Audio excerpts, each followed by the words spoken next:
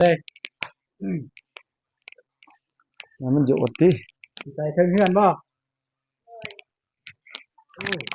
เชิงเฮือนบ่เราอยู่เตียงนี่เชิงเฮือนเนาะไป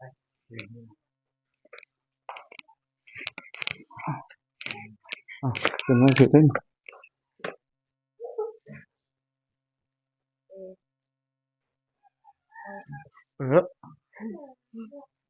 นี่สิดื้อที่ว่าดุนี่เห็นบ่โอ้งามเลยเครื่องมาแต่ฟังนั่นคือว่าโอเคได้เนาะใหม่เด้อเนาะเพิ่นนี่หอมกลุ่มเด้อพี่น้องเอ้ยนี่แต่ทรงเทือตามเทืออ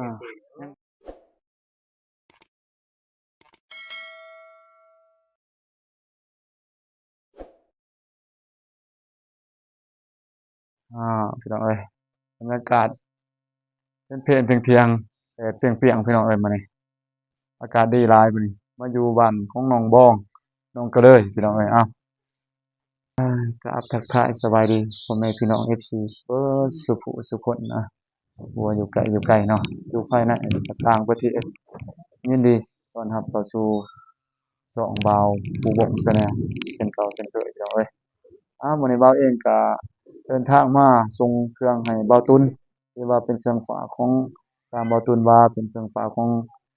แม่ฮักของน้องบ้องแล้วก็น้องก็เลยเนาะสิเป็นจังไดก็สิพาพี่พาน้องไปเบิ่งว่าสิแม่นจังไดไปเบิ่ง สบายดีเด้อนี่จะเอาจนกำลังกำลังมาฮอดเนาะเอาจนเนาะเพิ่นก็เดินทางมาก่อนเราก็มาน้ำหลังเราก็มีเวียกก็เลยว่าเอาเครื่องมาส่งให้มันฮอดถึงที่ถึงบ่อนที่เพิ่นแม่ฮักเพิ่นอยากให้เนาะเอใจอหลายได้อใจวงได้จ้ะอที่แต่ว่ามีน้ำใจเอาเครื่องมาส่งตอนไปเอากับไอ้วงนั่นแหละไปเอาเพราะว่าเพิ่นมีรถใหญ่แดกหายวงกันเลยไปเอาอยู่ไสล่ะอยู่ทมิตรบ้านอนุชิตอ้ายไปหาแต่บ่เห็นบ่แม่นการแม่ไปรษณีนอยู่ย์เพิ่นฝากลงไปรษณีย์มื้อเนาะไปรษณีย์ก็ได้ว่าไปรษณีย์ก็ไปหาเขาอยู่ไปรษณีย์นี่แหละเพิ่นก็เอาเครื่องไปฝากไว้อยู่เรือนย้านมันเสียเพิ่นว่าก็นำไปเอาอยู่เรือนอีกโตหนึงจั่งได้เครื่องมาพี่น้องเอ้ยโอเคไปทางบางๆกำลังก็ได้จะไปนี่เครื่องพี่น้องเอ้ยที่ว่าเป็นแก๊สจังซี่มันก็เพิ่นส่งมาก็อ่าเอาลงเลยโดดแหละนี่พี่น้องเอ้ยก็สิเอาขึ้นไปเหมาะพี่น้องเอ้ยอ่าอันนี้ที่เห็นแกะนี่บ่แม่นว่าเบาวงหรือเบาตูนแกะน้อยเป็นอยู่นำบริษัทแม่นๆส่งมาเป็นแบบนี้โดดแม่นเพิ่นฮักสิแกะเบิ่งนี่ดอกว่าอยู่ในมันมีหยังยันว่ามีสิ่งของที่ผิดกฎหมายตัวนี้เพิ่นแกะปกติน่ะเบาตูนฮักเครื่องฝั่งไทยเพิ่นก็เห็นตลอดแบบนี้จ้ะตอนแรกน่ะเบาตูนไปขี่น่ะย้านเด้เอ้าเป็นหยังกล่องอันนี้คือตึกแกะเลยแต่ว่าเพิ่นก็รับประกันว่าบ่ได้เตะตอกอิหยังดอกเหนื่อยแต่ว่าบางเทื่อก็เขาบ่ได้แกะก็มีบางเทื่อเขามาแล้วเขาทิ่มเด้เขายุ่นเขายุกย่อนะมันก็มีกันเพราะว่าตัวนี้นำบริษัทบ่แม่นนำพนักงานไปรษณีย์บ่แม่นบริษัทขนส่งอะนะเอ่เพิ่นอแกะเบิ่งอยู่ดอกว่าย้านว่ามีสิ่งของผิดกฎหมายจ้ะแต่ว่ามีแต่หากเพิ่นค้ำประกันว่าเครื่องทุกตู้อิหยังทุกอย่างนี่บ่เสียหายเพิ่นว่าเพิ่นก็ถือว่าเป็นขนส่งระดับประเทศเพิ่นก็บ่เฮ็ดโดเดะดอกว่าซะจ้ะเอ้าแล้วก็ที่ยังบ่รู้ว่าอยู่ในนี่แม่นมีหยังแม่นบ่จักบ่ได้เบิ่งดอกตัวนี้สิบ่ได้เบิ่งที่จริงเครื่องนี่เพิ่นฝากมาแต่โดนแล้วแต่บ่ตูน1นี่ต้องใช้เวลาในการที่จะมาฮอดนี่มันก็โดนเติบแม่นกว่านะสิมาฮอดประเทศลาว2นี่เครื่องมาฮอดปุ๊บพอดีหาไอ้วงเพิ่นไปเอาตอนแรงจ้ะสิมาว่าสิไปให้พอดีเครื่องยังบ่ทันมาฮอดไอ้วงอยู่ทันแดงเด้อแม่มันค่ำมันมืดก่อนเพิ่นเอาเมื่อวานคืนนี้มื้อนี้โอเคไปไปทางเดินไปยกเลยจ้ะจับกองให้นะผมอาจสิจับอันนี้อ่าน้องก็ได้จับก็ได้ให้อุ้มก็ได้นั่นไปโอเคหนักเติบเด้อนี่เพี่ลูกไปเพิ่นก็ยังมาเหมาเครื่องคือกันน้อยมาเลยๆมันอยู่อดติใส่เชิงเฮือนบ่เชิงเฮือนบ่เราอยู่เตียงนี่เชิงเฮือนเนาะไป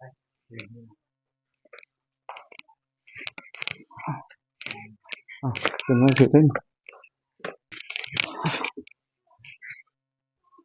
ทีนี้ นี่แหละ ไปดี จะสบายมันก็เลยมาสิโอ้ยอนุญาตนั่ง เสียงนะ โดยสบายดีเด้อไอ้ตู้นสบายดีไอ้ตู้วงสบายดีพ่อแม่ผู้ใหญ่ใจบุญทุกท่านแล้วก็สบายดีFCฟังไทยฟังลาวหรือว่าอยู่ต่างประเทศที่อยู่ในบ้านเฮาก็ขอสวัสดีสบายดีเบิดทุกคนเด้อสบายดีนะบ่าวบุญสบายดีนะบ่าวตูนสบายดีพ่อแม่ผู้ใหญ่ใจบุญทุกท่านสบายดี FC ฟังไทยฟังลาวหรือต่างประเทศและบ้านเฮาขอสบายดีสวัสดีทุกคนเด้อ จะเลยจริงเนี่ยจริงคือเนี่ยไปมอบที่กันน้องก็ได้แต่ว่ามันก็ อย่า ได้ ปากที่ดุอย่าปาก คนร้ายแล้วก็ย่านว่ามันสิมาเกรงใจได้บ่เกรงใจคนร้ายย่านจะมาแจ้งให้เราเป็นตาซ่าก็เลยเลือกที่จะมามอบเรื่องน้องบ้องเพราะว่าอย่างเงียบแน่นไม่ไปนะแต่กันแล้วก็เลยก็คนร้ายไปตามเศร้าคนร้ายอย่างมันก็บนเซลเนาะเอาคือว่าโอเคละก็บ่ฮู้ว่ากองสิมีหยังให้เพิ่นแก้บ่นั่นน่ะ แม่นก็ให้ทางซอยน้องแกเบิ่งเด้อแล้วก็ออกมาเลยทางเทียมโซนนะดูมีจักโตเด้อแกเลยเดี๋ยวเลยน้องเลยแกเลยเอาเลย เบิ่งสิมีจักโตจักโต ก็สิปากที่บ่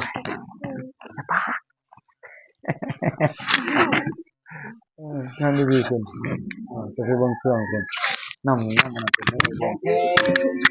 ทางเป็นไงเป็นไงเป็นกันซั่นนะให้นะเบิ่งมีจักโต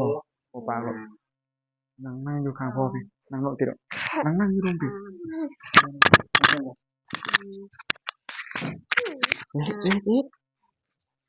มันก็สิ ส่งไปส่งเลยเดี๋ยวไปเสีย จับตางบ่ เป็นสิจับ เพราะรับรวมไม่เป็นไรไปส่งไปส่งเดี๋ยวไปเสีย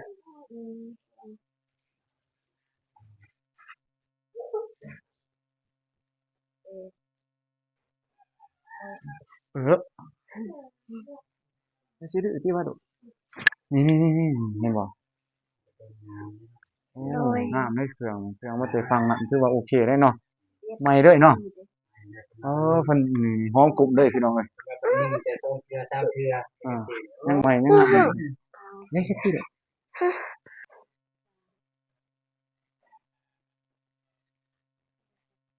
โอ้ยได้แต่เครื่องงามเนาะพี่น้องเนาะสุดยอดเป็นไงใจบุญเพิ่นแม่ฮักน้องก็เลย งานไปเลย น้องบ้องเอาแต่เครื่องงามมาให้พี่น้องเอ้ยเต็มตัวนี้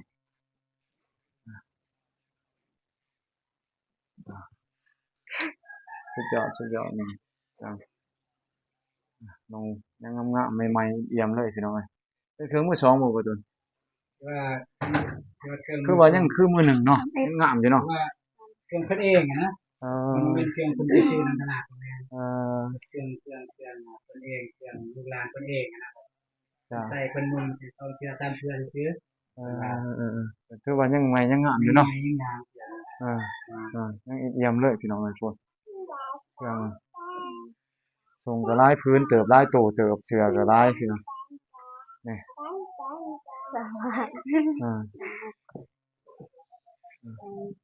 แล้วพอว่าจุดนักเนาะคือว่าหลายเด้อเว้ยพุ่นอายุยังหลายโตเต็ม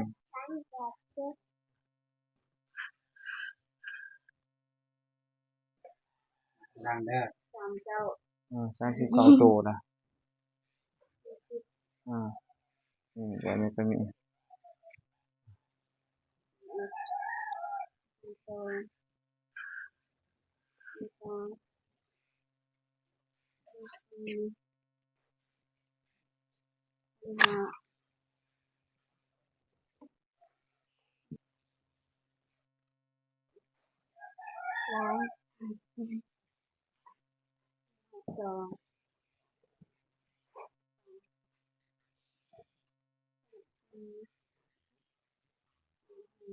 เ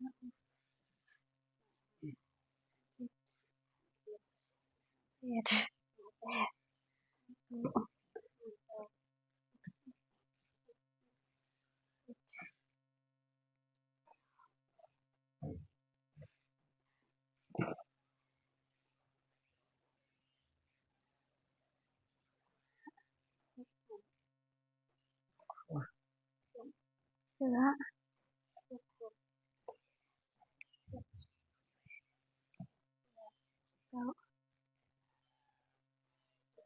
70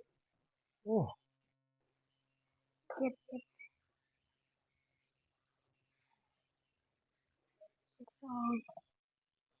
73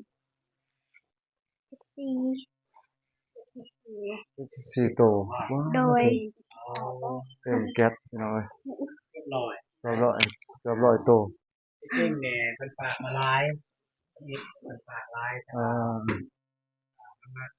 50 กิโลกรัมประมาณนั้น เขาหับฝากสำนักบ่แน่ล่ะ เพราะว่าแบบทางบริษัทเป็นห้องค่าฝากแพง7,000 บาท อ๋อ วันละ1,000 บาทนั่นแหละ มันก็เลยว่า มันก็เลยเลือกคืนบัดนี้ อ่า ที่กลับแล้วก็เลือกคืนใหม่ เอาแต่ ก็ได้ เอาเป็นงวดไหมบัดนี้นี่แหละพี่น้องอ่า ธรรมดาได้ลาย หลาย โอเคตอนนี้ก็ทางเป็นไงเพิ่นก็ฝากมาคือคือเรื่องของนะของก็ได้เป็นถามบ่ตูนว่าถามน้องบองให้แหน่เครื่องมือสองน้องบองสินุ่งบ่เพิ่นว่า อ่า ถ้าน้องบองสินุ่งก็ให้น้องบองเพิ่นไปเลือกมันเด้อว่าเพิ่นสินุ่งได้ว่านะ อ่า ว่าให้น้องบองไปนำว่าตอนแรกก็ว่าสิให้เพิ่นมอบอยู่กับน้องก็เลยเนาะ โดย เบิ่งตัวจริงเมื่อกี้นี่ก็คนหลายว่า อืม คนหลายและยันว่าสิบ่ตูนเว้าเมื่อกี้นี้ มันบ่นเสียอะไรเนาะ แม่น อีกปัญหาหนึงก็เขาสิเข้าใจผิดนี่เนาะ แม่นยันว่าเขาเจ้าสิคิดว่าเอ้าเฮาเอาเครื่องมาแจกสินะ เออ เพิ่นสิมาเลือกนํเกรงใจ เลยหาบ่เงียบๆซะเพิ่นน้องบองเงียบให้ทางกองเนาะ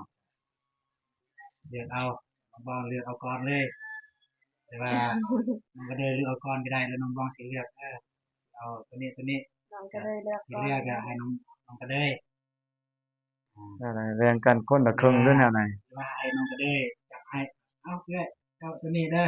นั่นก็ได้แล้วแต่เลย สุดตัดสินใจเลือกพร้อมกันก็ได้ติ นั่นแหละอ้าว เลือกมึงแม่ เพิ่นเฮ็ด เพิ่นตัวมันงามเลือกบ่ถูกเนาะตัวมันงามเบิด มีแต่นั่นแหละเนาะเพราะว่าเพิ่นงวดหน้าคันเพิ่นแบ่งก็จัดเนาะง่าย แม่นถ้าเป็นแบ่งอันนี้มันสิว่าง่ายๆก็มันเป็นแบ่ง10 10ก็นะลักษณะคล้ายๆคือให้น้องบ้องเนี่ยเลือกเอาอยากนุ่งตัวใดอยากนุ่งตัวใดแล้วก็ไปนุ่งนั่นให้น้องบ้องนำแน่ประมาณนั้นเนาะ ให้น้องก็เลยน้องก็เลยจังได๋ก็ได้อยากให้เลือกพร้อมกัน อยากให้เลือกพร้อมกัน คือแล้วแต่น้อง อยากให้เลือกพร้อมกันเลย โดย โอเคนะเลือกก็เลือกเลยพร้อมกันทุกเจ้า อันเดินนับกินเด้อ ได้หลายๆดอกเครื่องเลือกได้เลยว่าตรงงามเลือกบ่ถูกก็ ซ้ำอยู่ซ้ำขายได้นี่บางทีเฮ็ดปูนอยู่ซ้ำเขาไปว่างขายอยู่ห้านห้านขายเครื่องได้นี่โอ้จูนปูนพี่น้องเอ้ยบ่ให้หลายตัวนี่เลือก ง่ายตัว ก็แล้วแต่สิแบ่งกันแนวใดก็ตามความสุดแล้วแต่พวกจูเนาะแม่นแต่ว่าแน่นอนจ้ะอ้ายก็บ่สร้างสิว่าเอาไปแบ่งไปหยังให้ได้บ่แม่นนะมีแต่น้องเลือกเองมาตัวใดก็เอาแล้วแต่มาตัวใดก็เอาอ้ายเบิ่งนี่คือว่างามโอเคบ่ได้เครื่องเนาะ งามบ่ทุกโตนะ เขาซ้ำกับเขาตลาดคือกันเนาะเขาไปซื้อเครื่องตลาดก็ประมาณนี้แหละพี่น้องเครื่องตลาด ไม่ก็ได้ไปโกกันเลยก็ มันก็สิแบ่งกันไปบ่ได้นุ่งน้องก็เลยก็ได้น้องบ้องก็ได้เอาโลด มักตัวใดก็เอาแล้วแต่น้องก็เลยเลือกเอา เยอะตัวนี้นะเลย อ่าประเภทเครื่องนี่เด้นี่ทรงนี่งามได้ทรงนี่มีแต่ตัวงามๆนี่ใหม่ๆเลยอ่า ส่งน้องไปเลย อ่าคำพอดีแอวพอดีโตก็เอาไปใส่ผมบอกเลือกเอาอืม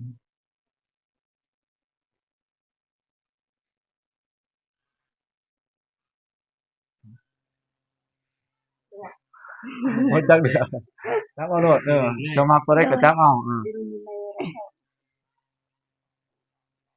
มีทุกอย่างใช่ป่ะอย่างใหญ่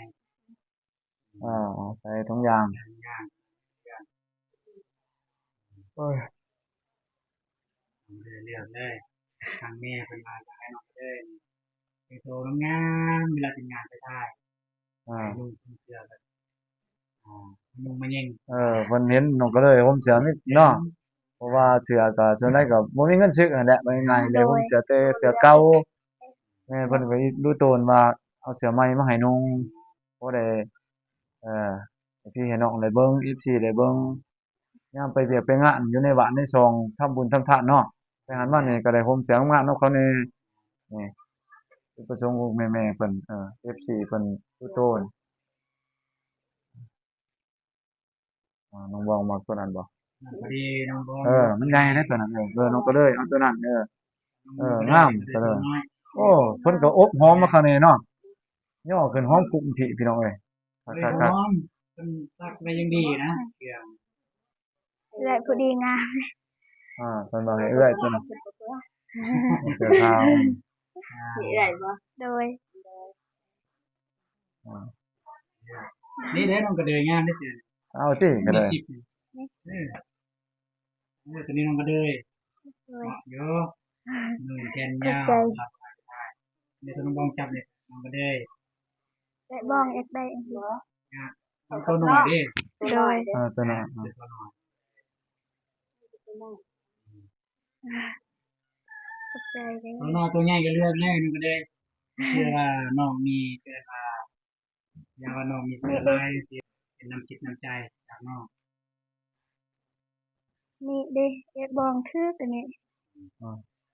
เพิ่นสิเลือกนั่นนี่แบบไปเลือกซื้ออยู่ห้างยังเบิ่งอ่า เลือกก็เป็นเลยนะตัวงาม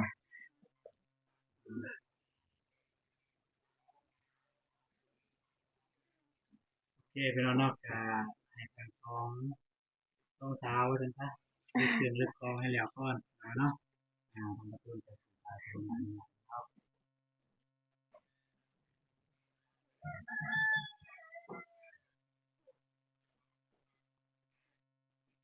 เขาเองก็เดี๋ยวประมาณนั้นเนาะโอเคเนาะบ่ตุนเนาะก็สิมอบเครื่องนำนี่แหละบ่ตุนก็อ่าไปชวนบ่าวมาเด้อมาส่งเครื่องแล้วก็มามอบเครื่องนำกันปกติแล้วก็บ่แม่นเวียกบ่าวดอกบอกง่ายๆจ้ะแต่ว่าเพิ่นก็ว่าให้บ่าวนำก็เชิญว่าได้มาส่งกันเนาะก็เลยว่าอัดคลิปให้พี่ให้น้อง FC ได้เบิ่งเด้อนี่ก็ว่ามีเวียกก็สิไปเลยบ่ตุนว่าให้ถ่ายคลิปก็เลยว่าถ่ายพอได้เบิ่งเนาะพอให้ FC เพิ่นได้ติดตามนำFC ของน้องก็เลยแน่ FC ของน้องบองแน่ก็ขอบใจบ่าวตุนหลายๆเด้อจ้ะที่ให้โอกาสบ่าวได้มาร่วมงานนำเนาะเข้ากล้องนำพี่น้องเอ้ยบ่าวเองก็สิไปเวียกต่อได้ก็อนุญาตบ่าวตุนเนาะ ไปแล้ว เพราะว่าบ่าวเองก็สิไปเวียกมีเวียกแหน่เด้อบ่าวตุนเด้อขอบใจหลายๆบ่าวตุนก็ได้ FC เบิดทุกคนบ่าวเองก็สิอ่ายกครับภาพบรรยากาศน้องๆเพิ่นเลือกเครื่องเนาะพี่น้องเนาะบ่าวเองก็สิกราบลาไปก่อนโอกาสหน้าคันได้มาเยี่ยมยามก็จะได้เห็น ใจเด้อ พวกน้องๆได้ห่มเสื้อที่นี่แหละเนาะเครื่องที่FC เพิ่นฝากให้เนาะแม่ฮักได้ฝากให้ แล้วก็ไม่ก็ได้ ก็สิกราบลาไปก่อนขอบใจหลายไปก่อนพี่น้องเด้อเลยขอบใจแม่หลายๆเด้อที่พาเครื่องมาให้ขอให้แม่มีสุขภาพร่างกายแข็งแรงความเจ็บให้ได้ความไข้อย่าให้มีขอให้สุขกายสุขใจปรารถนาสิ่งใดขอให้ได้สิ่งนั้นขอให้ร่ำขอให้รวยขอให้เจริญสาธุ สาธุโอเคส่ำนั้นเนาะโอเค